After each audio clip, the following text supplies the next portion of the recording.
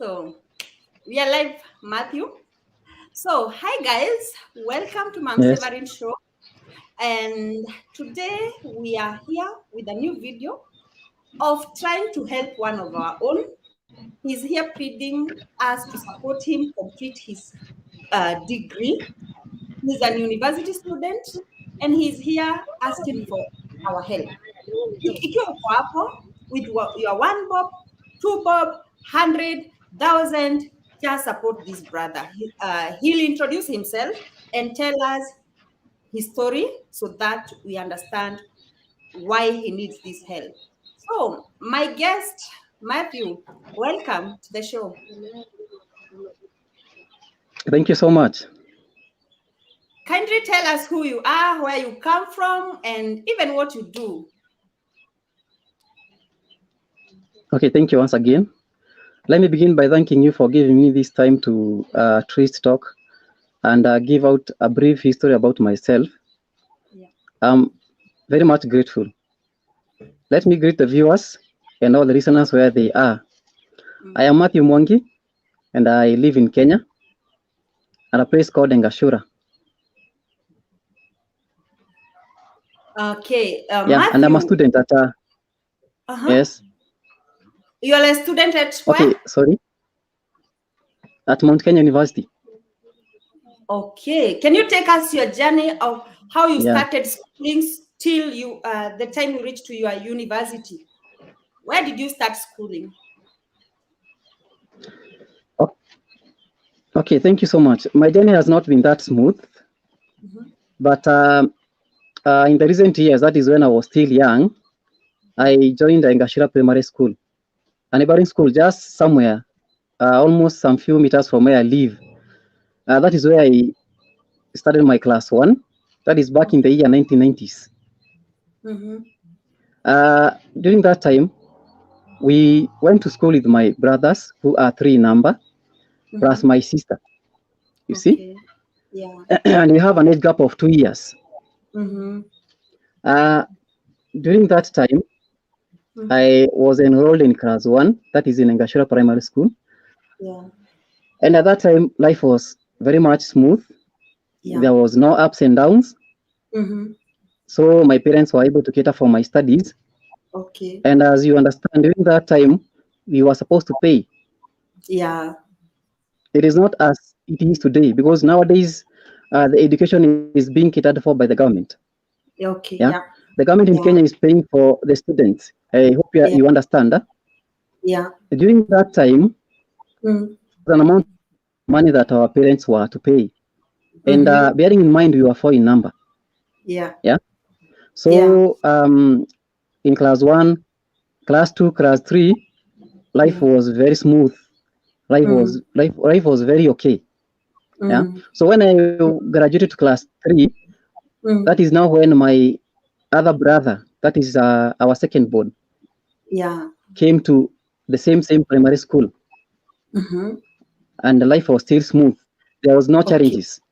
Yeah, our parents were able to cater for the school fees.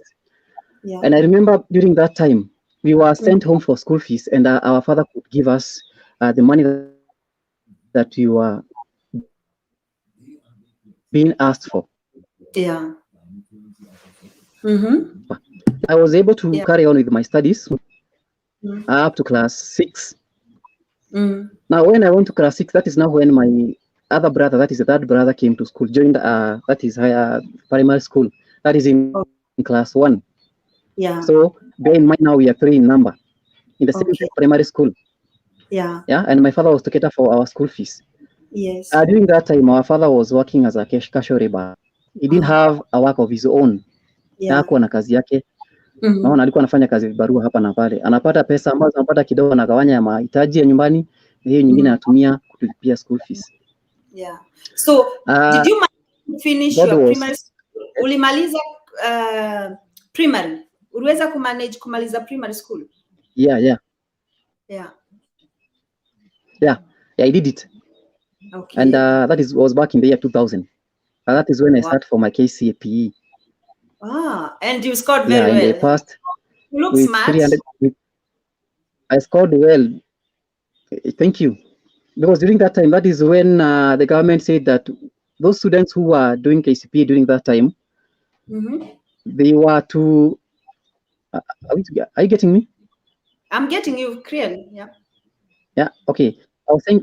Thank you. Thank you. I was saying this. That is when now the overall marks were reduced from 700 to 500. In fact, we were the first students to sit for the 500 marks during that time. That is back in the year 2000. Yeah. Then I was called to Anesta Boys. That is back in the year 2001, where I can also still remember my admission number. I was admission number 187. Okay. And we were the pioneers of that school. That is back in the year 2001. When I went to when I got that is the what barua za kuingia shule. Okay, I asked myself so many questions. Will I be able to carry on with the education?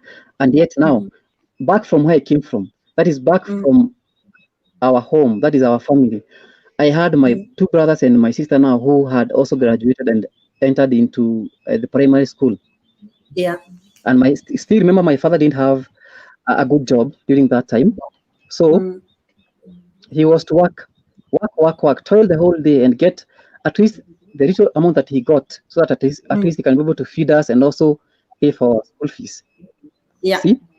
Yeah. When I received the admission letter from Anesta Boys, yeah, a lot of so many questions were crisscrossing my mind, and I was not sure whether I would be able to make it in high school.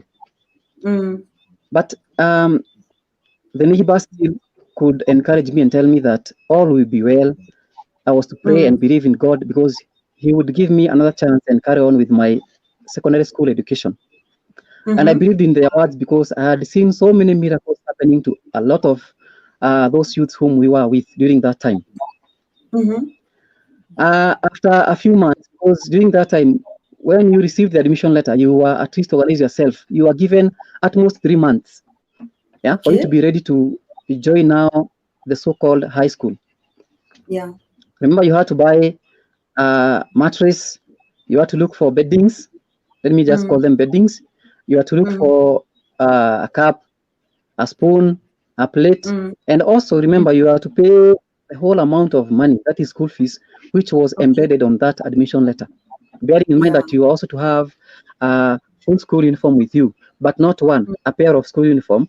And also remember you were supposed to wear a tracksuit, either twice in between the week. See? So it was quite a burden for my parents because remember they were still casual laborers. Yeah. During that time, my mother also didn't have a work of her own, which I could proudly say that she was doing something. Remember that alikuwa mke nyumbani, hakuwa na kazi yake, unanielewa? So nilijipa moyo na nikasema kuwa all will be well. In fact, I spent almost 4 to 5 months back at home waiting for them to buy all those requirements. Pardon? Before joining to before joining, that is Boys. Okay. Yeah, I had to wait for 5 good months in order for me to join. Now, remember this, there were others whom we had graduated with whom were to go to the other secondary schools. Remember this? Yeah. And all of them had gone. I was only the only person back at home, the only person back in the neighborhood. Yeah. Now imagine you are the only one who was seeing roaming, loitering around, because the other ones had all reported to school. Yeah, imagine life became a challenge to me. Now that is now when darkness started creeping in. That is in my life. Nikaanza kuona giza mchana. Nikaona kuwa mimi mwenyewe sina hope maishani because sasa wale wengine washaenda shuleni, mimi niko nyumbani. Imagine doing nothing. And some thoughts crisscrossed my mind and I saw as if I would not make it to high school. And nikafikiria tu niwache tu shule nikae tu hivyo. Nikae tu bila kuingia shule anymore. And nilisema kuwa enough is enough. Now, let me look for something else that I can do in life because one door, whenever it is closed, still another one opens. So that is what I had also thought. But after a number of that is after 5 months, after a week or two, my father came with good news. I remember that day. Yeah, It was on a Thursday. He came and told me that now I'm ready. You can go to school. Now bear in mind this: the other ones have reported and they have started running. You see, so meaning that I will be far away from where they were. You see, But so better I late received the news that than never. better late than never. Let me recognize. I was a bit elated because. Let me recognize Yes. Samuel Mwangi. He's saying, "Hi, Ma'am Severing. Okay. This is wonderful, dear." Yeah, guys, thank you very much for watching. And just as you can see, the topic is we are helping Mathew Mwangi to get to finish his degree. Ni mmoja wetu, tushikane wa shilingi mbili, tumrushieni aweze kulipa school fees ndio amalize. Amepitia mambo mengi. Yeah. So let him finish his school fees, his degree, aanze kuhaso kama watu wengine. Alafu Samuel Mwangi anasema, get me a German girlfriend. You want a German girlfriend? Then we make an appointment. Ukuja hapa twende kwa live. We say that and you ask them, because if we make a video, I believe the Germans will come by themselves wakikuona kwa video. So sitakutafutia. Come here, we make a video, you look for your Muzungu. That one, this channel will be supporting people in anything they wish to be or to become. So Mathew, proceed. I'm sorry. Okay, thank you. No problem. Now, that is now when I received the news, at least, and my heart was elated, because now I knew that at last I would join high school and get to feel how the others feel when they graduate. Yeah. And come Monday, that is now after 2 days, my mother escorted me to the so-called Anesta Boys, where I was joining Form 1, and now become a belated mono, because the other one had reported. Remember that? See, I was enrolled in Form 1, yeah, and bear in mind I was very short. I was very short indeed. Hata baiskeli sikuweza kupeleka juu, nilikuwa naendesha huku chini kabisa, because I was very short. Tungesimama kwa assembly, nilikuwa napotelea katikati ya wale wengine. So I was normally nilikuwa na pale mbele kabisa, hata karibu na mwalimu kwa assembly, because I was too short to be spotted. Yeah. Now I was admitted and I started learning like all the other colleagues of mine, and life there was it was paradise. It was heaven. It was heaven on earth. I hope you get what I'm trying to say. Yeah. So did you manage to finish secondary education in the high school? Did you manage to finish with all those financial problems? Now after being enrolled in Form 1, now that is when now hell broke loose. Yeah. At times my father became sick, and remember that, as I had said, my mother was not, or did not have a job of her own. She was alikuwa mke nyumbani.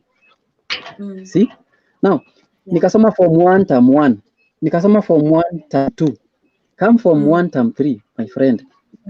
Okay, now back in Form 1 term 1, tulikuwa tunasumbuana na secretary wa shule Basa himself, because I was being chased now and then, enda pesa ya ranch, enda pesa ya school fees, enda pesa ya ABCD, and now that is now when challenges started creeping in, and nikaona kuwa the same ordeals that were following me when I was back in primary school were still haunting after me. I didn't give up. My father struggled, and also my mother kept on struggling. Now this is when my mother woke up na akaanza kazi ya kupika donuts, that is kangumu, zilikuwa zinapikwa naziona, na akaanza kuuza. Now one was retailing at 5 shillings, and imagine a whole packet could give you 10 bob as a profit. Naona, so meaning she was supposed to make thousands, hundreds of packets, so that she can be able to manage to pay for my school fees. And bear in mind, during that time we were paying 10,000 and above school fees. That's a lot of money. Now when I reached from 1 term 3, I was forced to drop out, because now there was no money. Now those ones who were still cooking the same products as my mother was cooking, wakawa wengi ambao wanapika the same product, so zikaanza kosa market. See, babangu naye kazi ikamshinda because alikuwa mgonjwa, so I was forced to drop out, and I did not drop out because sikupata pesa. Bear that in mind, because my father could still have managed na ile kibarua ambayo alikuwa anafanya. But nilikaa chini mimi mwenyewe nikajita mkutano nikasema kuwa kama babangu ameweza kustruggle sasa hivi niko peke yangu in high school, je, na hao wengine ndugu zangu wakifika high school? See, it might mean that itabidi ameuza everything ndivyo aweze kutusomesha, si ndio?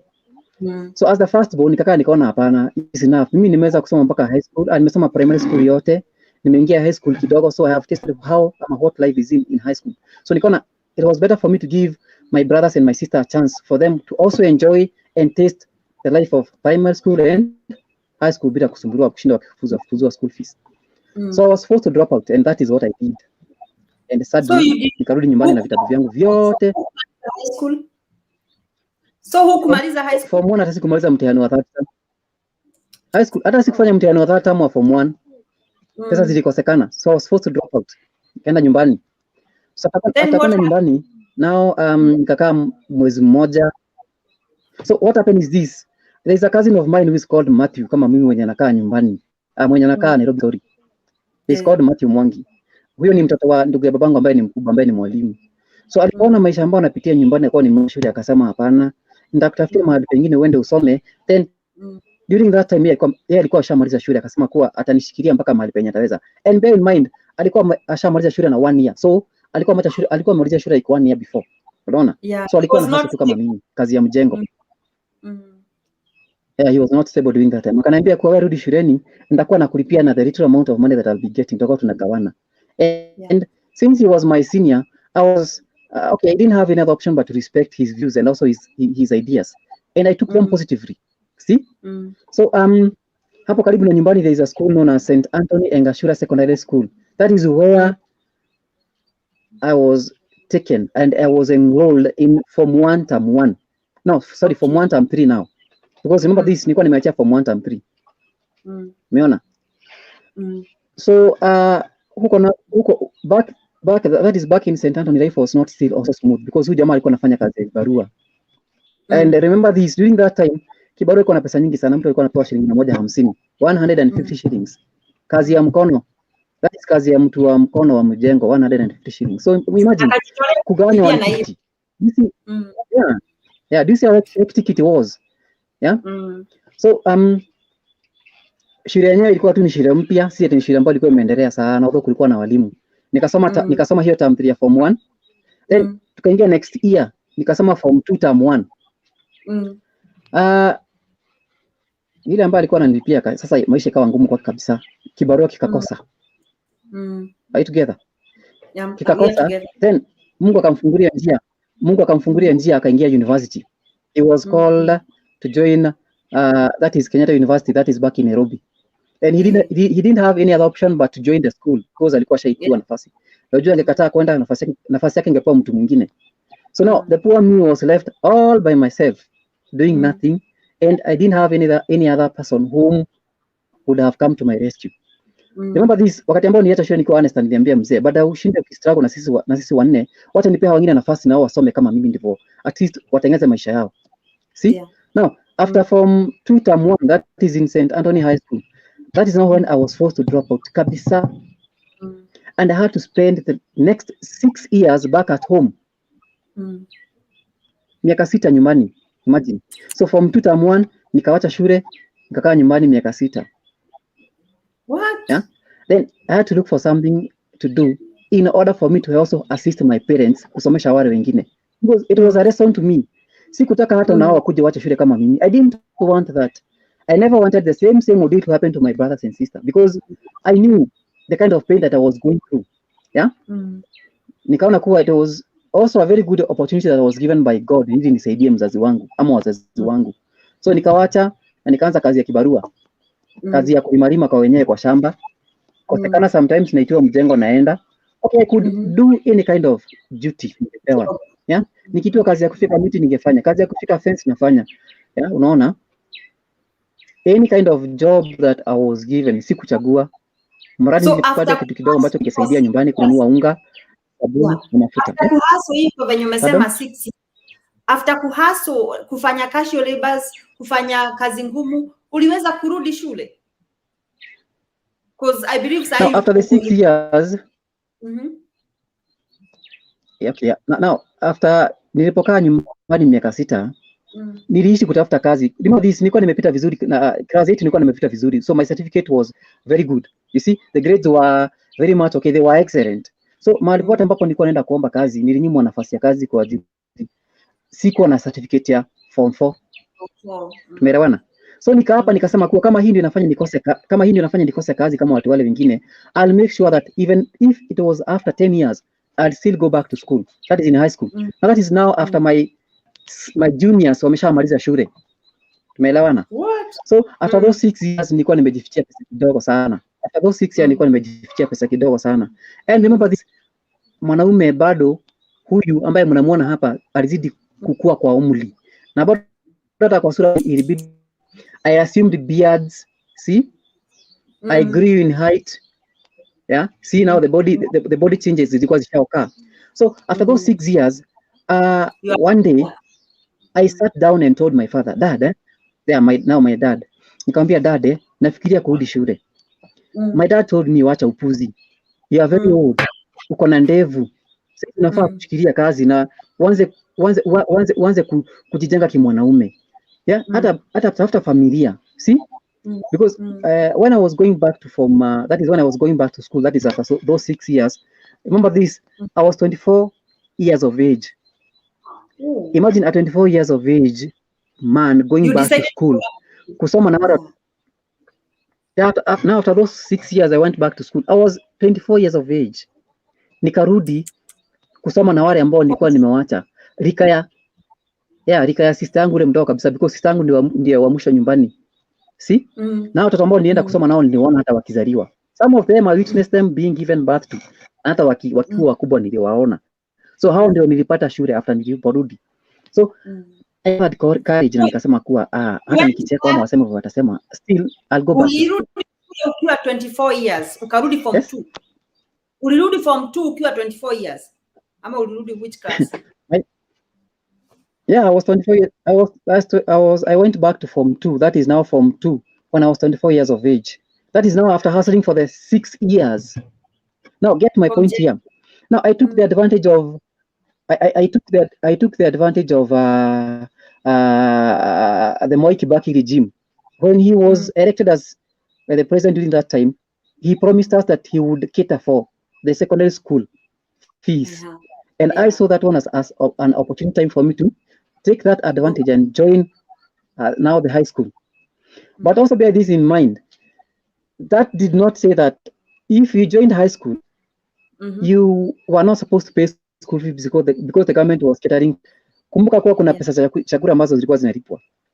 Kuna za activities, kuna za michezo, kuna za watchman. So si ati nilikuwa nimekopa mtego wa kulipa school fees bado. I was still to pay for. But remember this, and after hustling for the last 6 years, there was an amount of money that I had saved or I had put aside for any eventualities that would come in future. And now time was right for me to go back to school. And I called on the same Mathew Mwangi who taken me back to school during that time. Yeah. I remember that he was in high school. I was in Joel? In the university now. He came. Jaribu kuangalia internet. Joel? Mathew, kuna venye una hang kidogo. Yeah. Now you are okay. Yes, I can get you. Yes. Now it's better. Okay. I'm okay now. Yeah, now it's better. Now can you see me? I can see you. Yeah, hello. Yeah, I'm more better. You're okay, now better. After I went and purchased the school uniform.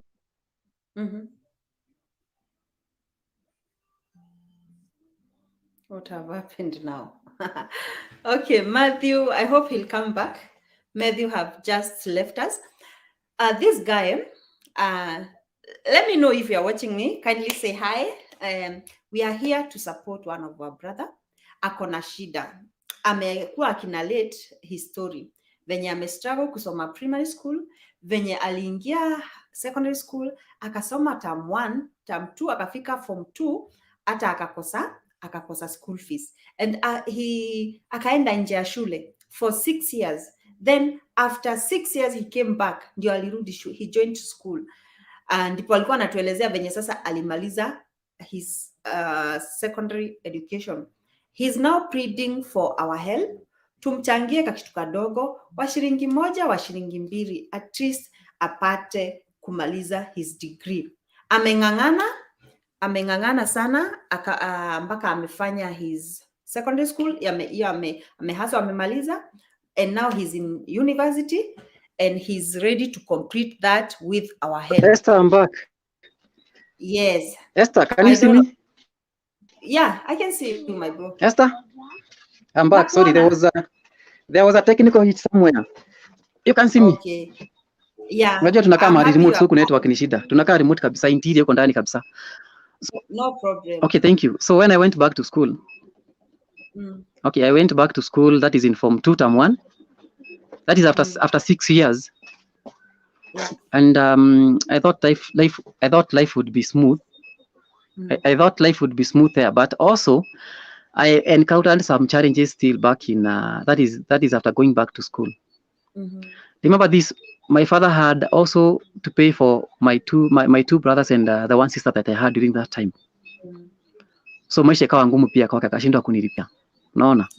So niliamua kuwa nita struggle tu, nita struggle nione kama nitaweza kumalizia, ndivyo at least nipate certificate ya Form 4 ili na mimi niweze kupata kazi, ndivyo nilipia dada yangu na ndugu zangu shule, ndivyo wasikuje kuacha shule kama mimi. Yeah. Can you get me now? So watoto wakakaa ni kama wamegawanwa. Baba akabakia na watatu ambao wako shuleni, that is in primary school. Na mimi mwenyewe sasa nikabaki na mama. Kumbuka mama hakuwa na kazi. Sasa hapo ndio mama sana alijitwika majukumu ya kunitafutia school fees. Yeah? What? Sorry. What is it?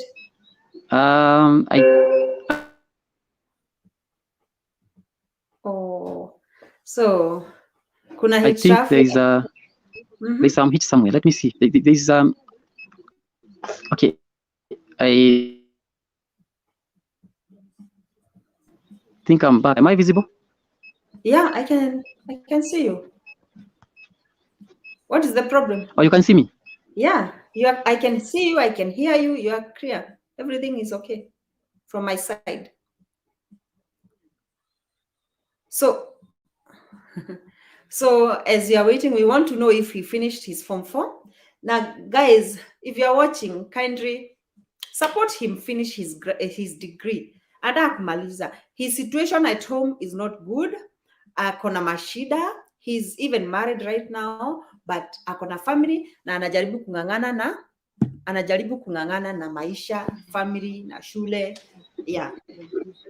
Oh, I hope now everything is okay. Yeah, it's my prayer so that everything is okay now. Okay, now let me cut my story short because I see there is a network error somewhere. Okay. Now, so I was at this point where nilikuwa sema for mom. Your Form 4. Let us complete that. Did you manage to finish Form 4? Yeah, but with some challenges.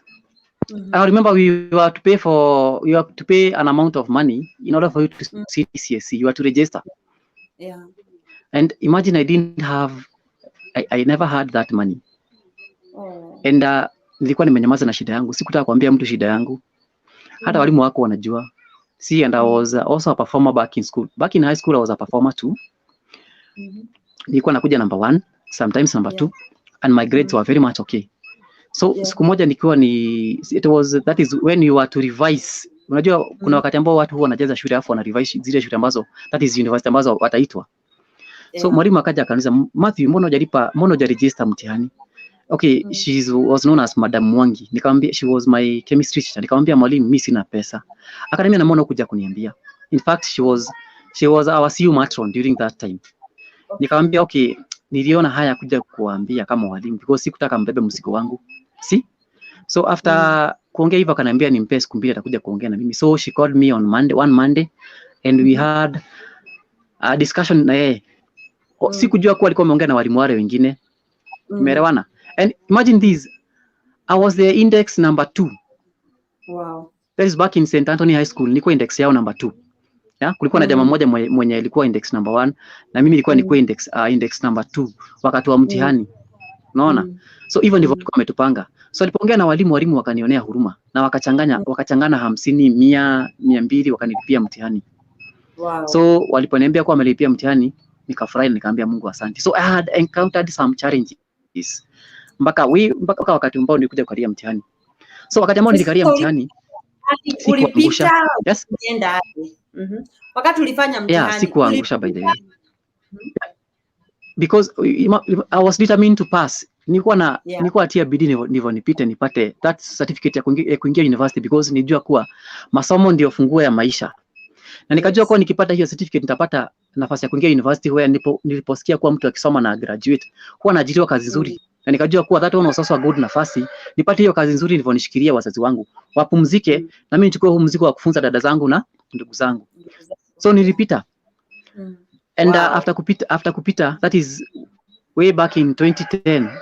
So imagine nilikuwa nimerudi. So after those 7 years niliporudi nilifanya mtihani 2010 na nikapita. I was called to a number of universities, but now remember the same challenge. Now back in 2001. So 2002 you joined Form 1. You finished your Form 4. Nikasoma mpaka to no, a series of all those years. So after kupita mtihani nikaitwa a number. I was very much patient because I knew that patient pays. And in fact, that is when I came to know that patient pays. So kuitwa a number of universities za kujoin. So unajua kuingia university lazima ukuwe na an amount of money, a good deal of money za kulipia admission. Sikuwa nazo. So still I had some challenge. So nikaachana tu na nikasema because sasa nimesoma mpaka Form 4 na niliambiwa ndivyo niajiriwe kazi lazima nikuwe na certificate ya Form 4. So nikaona this one now that I have right here with me now will assist me in getting or securing a job. See? So since I didn't have money nika drop out. Nikakaa miaka ingine 4. I stayed home for 4 good years also. So I did away with now the invitation of joining any university school. Kaka nyumbani miaka 4. So after those addition of those 4 years nikafanya vibarua still bado.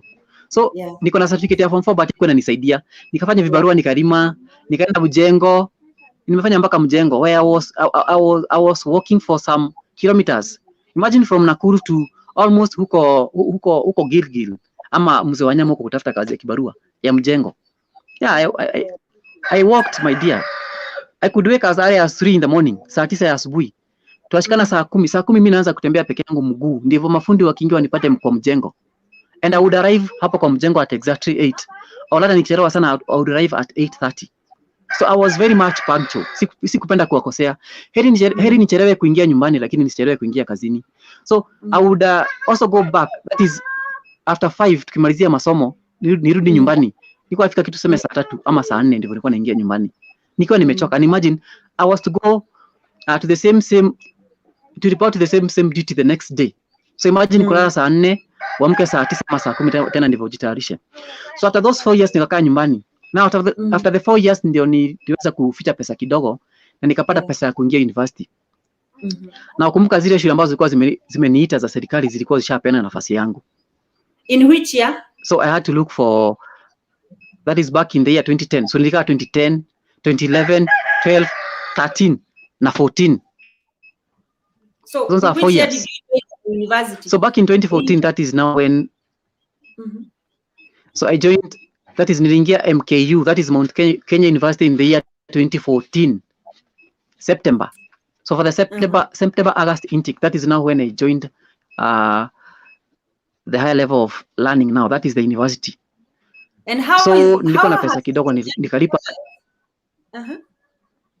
Hey, the journey has been tiresome. The journey has been very difficult, very challenging for me because nilipoingia shule, that is when I joined Mount Kenya University. Nilisoma tu for only 2 semesters. Then I was forced to defer because I didn't have the required money for me to continue with my degree. So I had to quit. And I called it quit, nikawacha. Nikasema sasa wacha ishie tu hapo, acha tu nikae tu nyumbani. Nisubiri tu venye Mungu atanifanyia ama venye Mungu atafanya na maisha yangu. Akinifungulia mlango ni sawa. Ukizidi kufungikana still wait. Hata kama nitakaa miaka ingine 30 ndio nirudi nisome, I still wait. Because learning is my passion. I hope you get me. Because I have seen so many people ambao wanapotelea kwa mambo ambao si mazuri kwa ajili ya kosa masomo. Yes. And I saw education as a way of tapping or trying to rescue the other youths who would be still sailing in the same boat that I was going through. Unanielewa? Yeah, nakuelewa. So nimesoma for those 2 semesters alafu nikawacha. Then after kuwacha sasa nimekaa nyumbani. That is nikasoma 2014 then nikasoma 2015. That is that is during the month of April. Now from 2015 I've been at home. Nimekaa nyumbani sasa kutoka 2015, 2016, 2017, 18, 19, 2020 and now 2021. Now hesabu hiyo miaka yote. Tena ulidrop high school, tena umekuja tena umedrop university. Oh, I feel for all those years. Now I've been pleading with the school to allow me some time nitafute pesa, but okay, sometimes wanakubali, sometimes wanakataa, wananiambia kuwa nimekuwa too much. Because now imagine you're not supposed to defer for more than 2 years.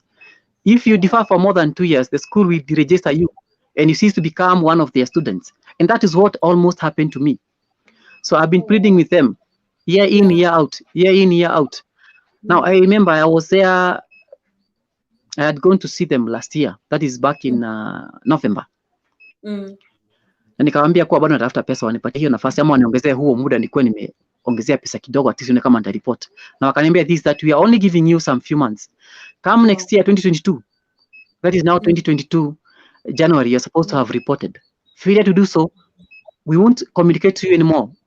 Simply you are going to be registered. Your time is limited now. That is what is facing me right now. Yeah. So guys, now that is what is, yes. I'm telling the people who are watching, his story is very touching, and now he has some months for him to get his chance. Otherwise, he'll lose it. We can save him. Wa shilingi mbili, wa shilingi tatu, wa mia, wa 1,000, whatever God will help you. And if you are there and you can sponsor him, it will be the best thing.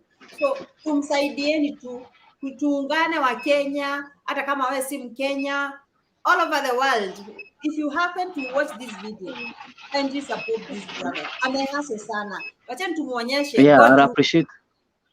Na God yuko anaweza change his story. Si kila wakati ni kudrop. Yeah. Right now, you see, he has wasted a lot of time dropping out from school, but he has never given up. He's still pushing. So, Joel, yes. Tell them something. Trade with them. Pardon? Okay, now I'm calling on well wishers because I know there are some well wishers out there who at least can be able to raise the required amount of money in order for me to at least accomplish my dreams and also get to graduate. And I feel I know they are there. There are so many people out there who have got hiyo roho ya kusaidia. Yeah. They have a big heart. They are very kind and generous. And vile tu naomba tu ni mtu yote ambaye ananitazama, yote ambaye ananisikia aweze tu kunisaidia. Anionee huruma, at least aninyoshee mkono wa kunisaidia. Anisaidie tu na venye ambavyo ataweza. Ndivyo at least niweze kumalizia degree program yangu because I know okay, it's a cycle of life that I have undergone through. And huwa naomba Mungu siku moja nisaidie niweze kukamilisha hii degree yangu. Ndivyo at least hata mimi siku moja nikuje kusaidia. Because I know God amenitoa mbali. And where I'm headed to is still. Yeah. It's a story that I live to narrate, and also it's a story that one day I know that I'm going to jot it down somewhere in the books, because right now I'm undertaking a bachelor's degree in arts, English literature. I know that one day, one time, I will still write this down as a history and also as a story to those whom will be passing or will be undergoing through the same ordeal as me. Ndivyo one day iwe hadithi ama iwe hadithi ya kuwatia moyo. Wajue kuwa despite the number of years or despite the number of challenges that you're going to pass through, God will still one day open a door for you if you still become patient. Yeah? I have a question. I've been patient. Yes, uko which year in university? If you now yes, that year for the year, which year are you? First year, imagine, first year. Still in first year. First year. Okay, the degree that I was under, the degree that I was undertaking was take a maximum of 2.5 years. Wow. Okay. Yeah, because there is what we call in service. In service means you go to school when the others have closed. So I'm not a regular student. Get in mind. So I normally go to school when the regulars are at home. So now that is when the other level of study, that is the other level of education, that is the primary school and the secondary school have closed. Now that is when you're supposed to report to the university. Now you'll be there for, you go to school, you study for a month or two, then when they reopen, you also close. Now when the others reopen, you close. Okay. So I'm still in the first year, doing of which the degree was supposed to take. Doing English and literature. You are doing English and literature. Yeah, exactly. So I've studied for only half an year, and that is now why I'm calling it a year, because I was supposed to study for 2.5 years, and I have only covered half an year because I have been to the lecture room for 2 good semesters. So now tell us, how can we reach you? Yes. How can we reach you? So you can. So the well-wishers can reach me through my my telephone number. That is 0706 153 305. Okay. 0706 153 305. So anybody, any well-wisher who is out there, my name's Mathew Mwangi. Mathew Mwangi. Yes, Mathew Mwangi. Guys, you have heard his name is Mathew Mwangi. The number I've already written it there. Please reach him, call him, to ask him what kind of support maybe you can give. Or if you have something little, send it to him, and may God will bless you. So, Mathew, do you have your parting shot? We finished? My parting shot is this. So in this life that we are living nowadays, one is supposed to be ready to undergo through so many trials and temptations. Yeah. So the life that we are living nowadays is not that smooth. It has got some challenges. Yeah. And one is supposed to take the bull by the horns. Yeah. You're not supposed to give up. You're not supposed to belittle yourself or say that no, now I won't take it anymore. No, you're supposed to at least okay, continue, be persistent in prayers. Yeah. Continue sharing whatever you are to your friends, because this is now where your help lies at. So there is no time for giving up. So continue focusing, then continue working, continue chasing after your dreams. And nobody knows, one day God will send you an angel. Angels do not come necessarily from heaven.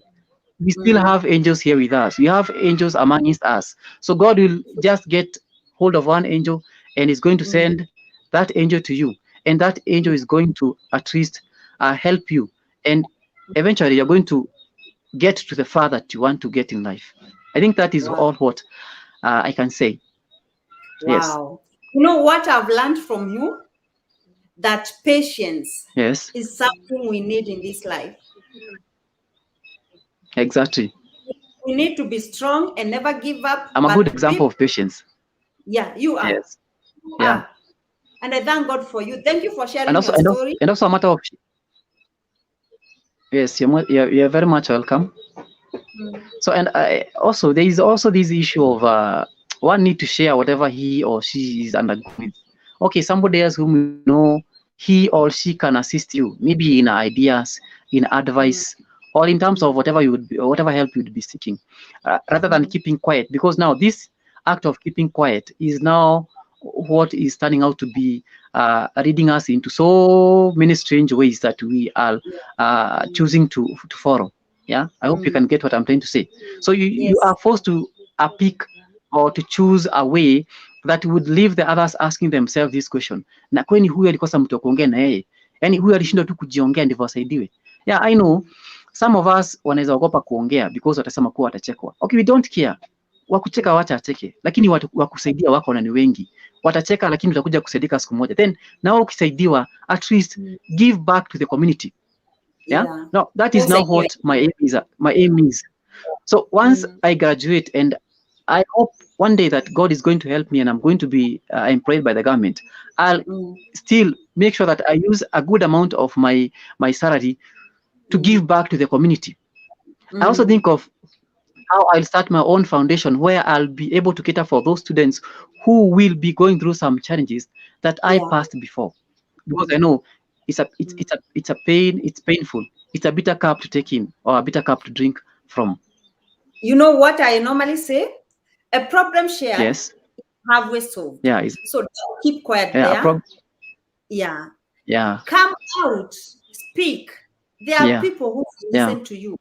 Your own people may not listen to you, but those who don't know you, they will wish you the best, and they will listen to you, and more so, they will help you. So Joel, never be ashamed of me. Never be, come speak out. You release what is in your heart, and that way you'll never get depression, and that way you'll be like Joel. You'll be like you, and know that patience pays. You know, he's very patient. Joel, may God bless you. I'm that so is true. humble. And may God open ways that you get the help you need. Amen. Amen. Guys, I can tell you, this is not a con man, because in internet there are so many things. 100%. Before I brought him here, I know whom I'm bringing here. He really needs this help. He's so sincere. So much. He comes from a humble background.